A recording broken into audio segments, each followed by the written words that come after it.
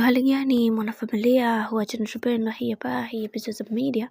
Kama ndo mara ya kwanza basi usisahau kusubscribe, kulike, kushare pamoja na kucomment. Ukifanya hivyo utakuwa umejiweka katika nafasi nzuri ya wewe kuweza kuenjoy na kufurahi pia. Najua kuna wengi watajiuliza maswali mengi, kwa nini bibi Zuchu ameweza kukubali kuweza kumuingiza mke mwenzie katika nyumba ambayo ameweza kukaribishwa na Mama Dangote.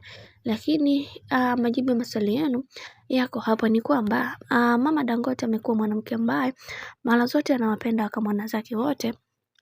Haijalishi kulitokea changamoto aina gani, haijalishi kuna kitu gani ambacho kipo katikati yao, lakini mama huyu linapokuja swala la wakukamwana kuweza kufika nyumbani kwake na kuweza kuleta wajukuu wake, haangalii mtu yoyote kama huyu mtu yuko sawa ama huyu mtu hayuko sawa. Hivyo kwa hiki ambacho kinachoendelea ni kawaida kabisa, lakini tumeweza kuona Mama Dangote mapokezi yake kwa Tanasha Donna, na kila mtu aliweza kufunguka kila kitu ambacho anachokijua, na wengi wao wakasema ya kwamba kiukweli watu wanatakiwa kuweza kujifunza kutoka kwa bibi Zuchu. Tazama, aliweza kuwasiliana na Zari pasipo kuwa na uoga wa aina yoyote, na kisha akamfanya aweze kuwa na amani zaidi katika maisha yake. Na kuna wengi ambao walikuwa wakimdhihaki na kumuona ya kwamba amepagewa kutokana na yale ambayo amekuwa akitendewa, lakini hapana. Kuna vingi ambavyo vimeweza kutokea na kila mtu alitamani sana kuweza kuhakikisha maisha yao yanakuwa katika misingi